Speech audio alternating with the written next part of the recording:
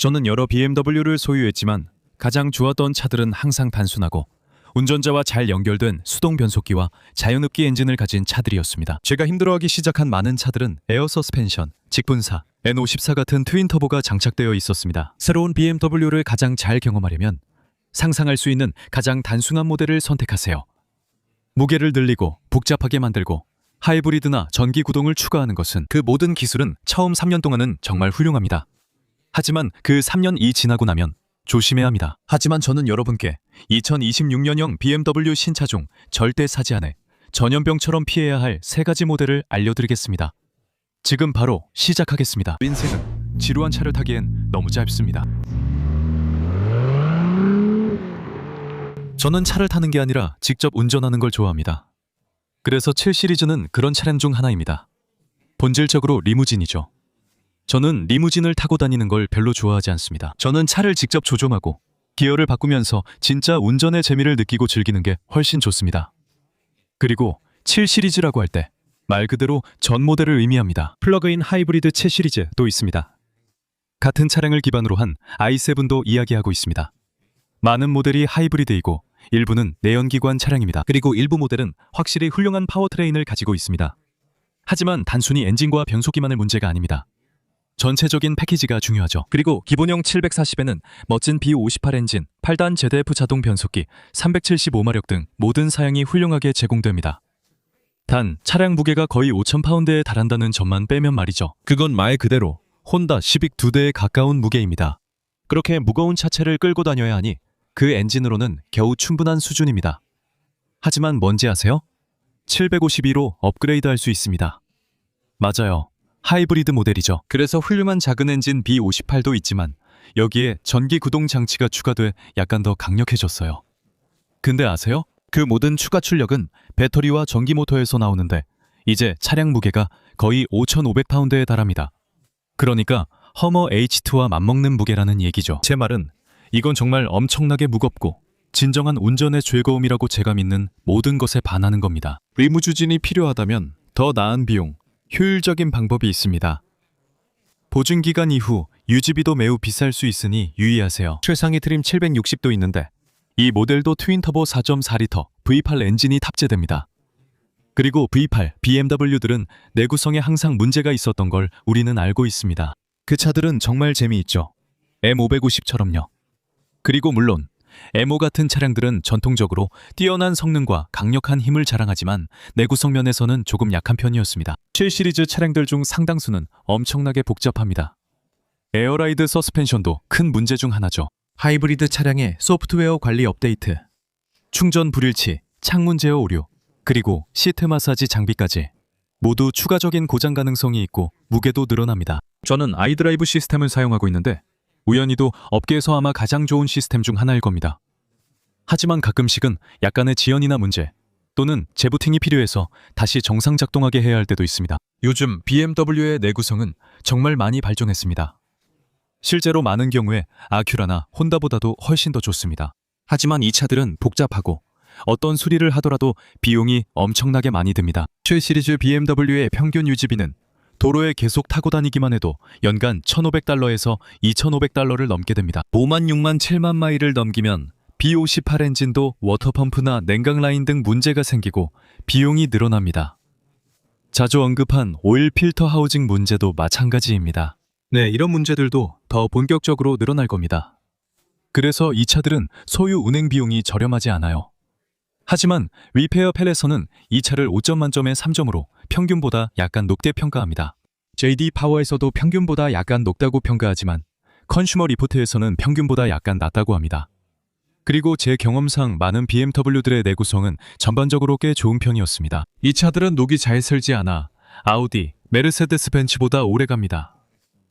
BMW는 구조적으로 튼튼하며 금속 품질도 좋습니다. 전자장비도 더 안정적입니다. 냉각수 누수는 BMW의 대표적 문제죠. 가끔씩 발생하는 오일 누수, 오일 필터 하우징 문제, 그리고 오일팬 가스켓이나 흡기 매니폴드 가스켓 같은 부품들도 모두 고장이 날 수 있습니다. 하지만 이 차는 너무 복잡하고 크고 무겁고 도로와 완전히 분리된 느낌을 주기 때문에 그게 바로 제가 궁극의 드라이빙 머신에서 가장 원하지 않는 점입니다. 저는 운전할 때 기분이 좋고 직접 조종하는 느낌이 드는 전자식이 적은 차를 원합니다. 전기식 스티어링, 브레이크, 구동 등 모두 전기로 작동하는 건 아시잖아요. 전자적으로 분리되어 있지만 저는 그 차량을 기계적으로 직접 조종하는 느낌을 원합니다. 그래서 내구성, 시간이 지나며 늘어나는 높은 유지비, 그리고 크고 거대한 덩치 때문에 저는 다른 선택을 하고 싶습니다. 예를 들어 AMG S63이나 심지어 E63 같은 차가 이전 세대의 V8 엔진을 탑재했다면 훨씬 더 재미있을 것 같습니다. 솔직히 BMW 7 시리즈는 한 번도 마음에 든 적이 없습니다. 품질은 알지만 7 시리즈를 운전하는 상상만 해도 너무 지루합니다. 이제 정말 피하고 싶은 BMW에 대해 말씀드리자면 저는 항상 BMW 운전을 즐겼고 특히 M를 최고의 차로 믿어 정말 좋아했습니다. 수동 변속기와 V8 엔진의 E39는 환상적입니다. 물론 E60 M도 있습니다. 저도 아직 V10 엔진의 그 차를 소유하고 있지만 내구성은 뛰어나지 않습니다. 이해하시죠? SMG 변속기는 약간 느슨했지만 그 엔진과 잘 어울려고 정말 독특한 차였습니다. 포뮬러 1에서 영감을 받아 시속 200마일이 넘는 최고 속도를 자랑했죠. 그리고 그 소리는 정말 독보적이었습니다. 그 당시에 람보르기니보다도 더 멋진 소리를 내죠. 그런데 그게 어떻게 된 자고요? 결국 내구성 문제가 발목을 잡으면서 그들은 다음 단계로 넘어갔습니다. 배출가스, EPA 등으로 많은 제품이 획일화됐죠. BMW는 F10으로 전환했고 여전히 훌륭한 듀얼 클러치 변속기가 있었습니다. 제 생각에 그게 BMW M5에서 가질 수 있는 최고의 변속기였던 것 같습니다. 그렇긴 하지만 F10 M5에는 수동 6단 변속기도 있었고 사실상 트윈 터보 V8 엔진이었습니다. 정말 로켓 같은 차였죠. 저는 그 차를 정말 좋아합니다. 그 차는 E60 이후 제가 가장 좋아한 M5 중 하나였습니다. 이후 F90, 최신 BMW M5가 나왔고 여전히 사실상 내연기관 차였습니다. 그 차에는 환상적인 S63 4.4리터 트윈터보 V8 엔진이 들어갔고 630마력 이상을 뿜어냈습니다. 정말 로켓 같은 차였죠. 저는 그 차 리뷰도 했고 정말 반했습니다. 전환식 사륜구동 시스템 덕분에 실용적이면서도 로켓 같은 차였어요. 그게 실용성과 성능 사이 최고의 타협점이었다고 생각합니다. 그래도 운전의 재미는 있었죠. 하지만 현 세대 M5와는 아예 엮이고 싶지 않습니다. 그 차는 운전의 모든 재미를 빼앗아 버렸어요. 정말 엄청나게 빠르죠? 마치 스텔스 전투기에 탑승하는 느낌입니다. 출발하면 그 추진력이 정말 어마어마하거든요. 이 차는 F90 M5를 완전히 능가합니다. 이전 M5와 비교도 안 되죠. 하지만 그냥 차에 실려가는 느낌이라 내가 운전하는 것 같지 않아요. 제 경험상 그 차를 운전해보니 운전자와의 연결감이 많이 약합니다. 플러그인 하이브리드 차량입니다. 그리고 새로운 S68 엔진도 4.4리터 트윈터보 V8인데 정말 놀라울 정도로 내구성이 향상됐습니다. 하지만 다시 말하지만 하이브리드 드라이브와 결합되면서 700마력이 넘는 출력에도 불구하고 이전 세대 F90M보다 거의 1000파운드나 더 무거워졌습니다. 마치 피아트 500 한 대를 트렁크에 넣는 것과 같죠. 무게 차이는 정말 심각합니다. 물론 이전 세대 M5와 비교하면 압도적으로 빠르겠지만 현실과는 너무 동떨어진 느낌입니다. 그리고 그건 운전 재미를 중시하는 M5에서 내가 가장 원하지 않는 부분입니다. 이 39를 생각해보세요. 그리고 오늘날 2026년형 M5를 보면 완전히 딴판인 차들입니다. 물론 멋진 8단 GF 자동 변속기를 들어갑니다. 문제 없습니다. 그리고 EV 전용 모드도 사용할 수 있어서 짧은 거리는 EV 모드만으로도 주행할 수 있는 유연성을 제공합니다. 특히 요즘처럼 기름값이 비쌀 때는 굳이 연료를 사용할 필요가 없습니다. 저는 실제로 페라리 296 하이브리드를 소유하고 있고 하이브리드가 역할을 할 수 있다고 봅니다. 페라리는 배터리의 추가 무게를 상쇄하기 위해 다른 부위에서 경량화를 했습니다. BMW는 단순히 기술과 배터리, 모터만 추가했고 그 결과 차량의 전체 무게만 늘어났습니다. 그리고 복합 연비가 14mpg에 불과해서 그다지 인상적이지 않습니다. 전기 모드로만 주행하면 최대 25에서 27마일 정도 갈 수 있습니다. 그래서 짧은 거리 이동에는 어느 정도의 경제성과 실용성이 있습니다. 아이들을 학교에 데려다 주거나 근처에 산다면 출퇴근용으로도 짧게 이용할 수 있습니다. 하지만 이런 장점들도 결국 탱크 운전과 같다는 점에서 의미가 줄어듭니다. 그래서 일부 전문가는 이런 차량을 이렇게 평가합니다. 또한 리페어펠에 따르면 이 차량의 전반적 신뢰성은 평균보다 다소 낮다고 합니다. 실제로 그들은 심각한 고장이 발생할 확률이 27%라고도 말합니다. 예기치 않은 수리 문제로 2번 이상 정비소를 방문할 가능성이 있다는 뜻이죠. 그리고 연간 정비 비용은 확실히 연간 $1000를 넘게 들 것이라고 보장합니다. 그리고 이것은 다시 한번 7 시리즈와 더 비슷할 것이며 아마도 연간 1,500달러에서 2,000달러 정도가 될 것입니다. 제가 직접 경험해봤지만 제 작은 메르세데스나 다른 BMW 차량들로도 BMW 딜러십에 연 1회 방문해서 1,000달러 이하로 정비를 끝내는 건 불가능했습니다. 그래서 이건 아마 그보다 더 비쌀 가능성이 높고 아마 2,000달러, 3,000달러까지 갈 수도 있습니다. 그리고 큰 수리가 필요해지기 시작하면 그때부터는 정말 비싸집니다. JD 파워는 최신 M5에 대한 정보가 아직 없습니다. 이 모델이 막 출시됐기 때문입니다. 하지만 전반적으로 그들의 중형 세단은 평균보다 약간 낮은 순위를 기록하고 있습니다. 그리고 컨슈머 리포트에서는 5시리즈 중형 세단을 평균보다 약간 높은 순위로 평가하고 있습니다. 선택은 여러분에게 달렸습니다. 동전을 던져 결정해보세요.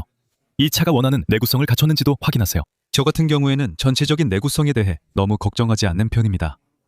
왜냐하면 즐기고 싶으면 대가를 치러야 하니까요.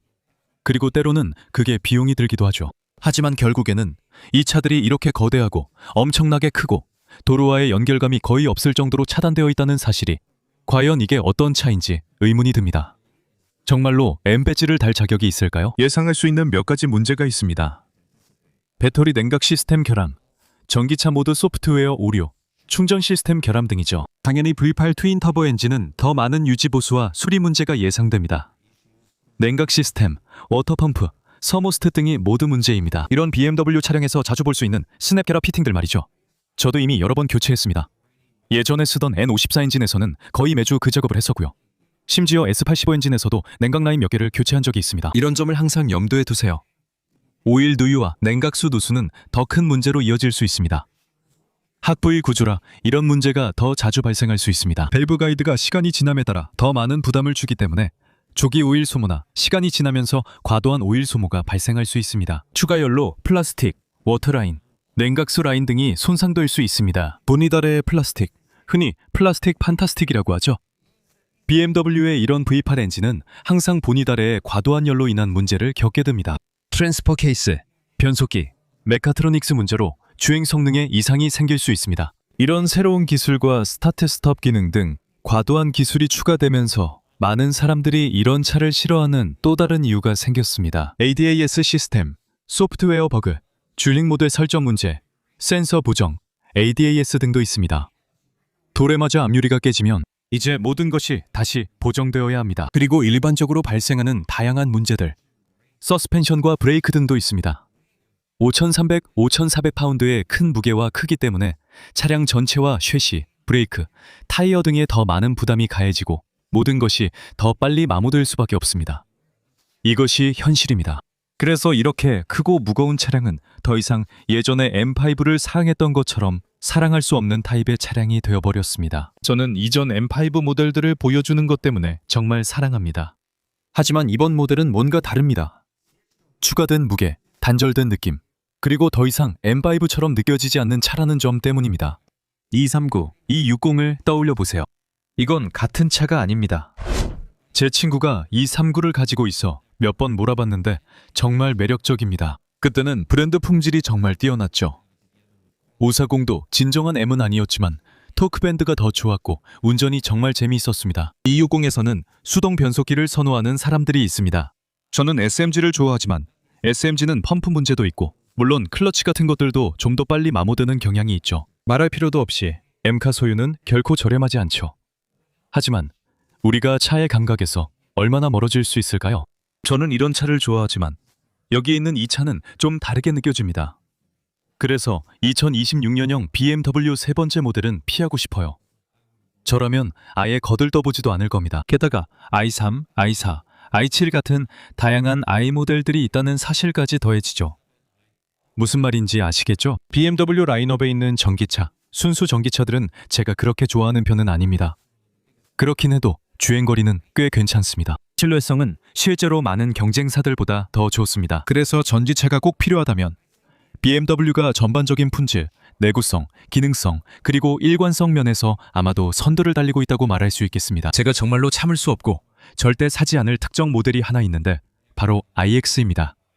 이 모델은 듀얼 모터, 4륜구동 구성, 그리고 세 가지 주요 드라이브 옵션이 있습니다. X드라이브 45는 100kWh를 제공하고 X드라이브 60은 약 113.5kWh, 그리고 M70은 약 112.8kWh를 제공합니다. 출력 범위는 402마력에서 536마력, 그리고 650마력까지입니다. 주행거리는 기본 트림에서 312마일, 중간 트림에서 340마일, 그리고 M70에서는 300마일로 꽤나 인상적입니다. 하지만 가장 무거운 EK 버전은 무게가 무려 6,000파운드에 달합니다.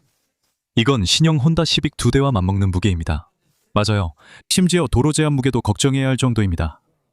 뭐 농담일 수도 있지만 정말로 엄청나게 무겁고 제가 믿는 모든 것에 반하는 차량입니다. 예전에는 가볍고 재미있고 쾌활한 운전 경험이었죠.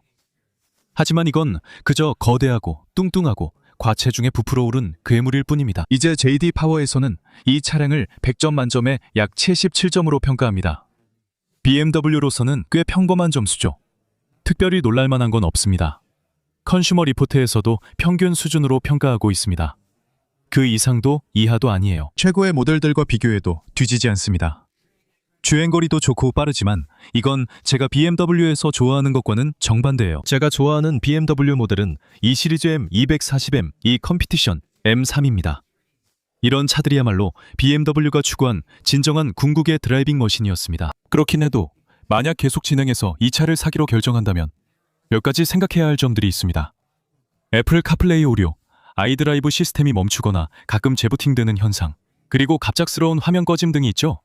이런 문제들이 있습니다. 고전압 시스템이 꺼지거나 고장, 오류가 발생할 수 있고 일부 공용 충전기는 인식되지 않아 아무 곳에서나 충전이 불가능하며 특정 충전소에서만 충전이 가능합니다. 표준 내장 12V 배터리는 작은 배터리이며 큰 배터리도 있습니다. 하지만 이 작은 배터리에 문제가 발생하는 경우도 있습니다. 약한 배터리는 오류나 문제를 일으키고 차량 운행을 불가능하게 만들 수 있습니다. 품질 문제나 소음, 진동도 자주 발생합니다. 다시 말하지만 이건 새로운 모델이고 새로운 플랫폼이기 때문에 어쩔 수 없이 겪게 되는 부분입니다. 서스펜션 문제나 브레이크 문제도 앞서 언급한 것처럼 발생할 수 있습니다.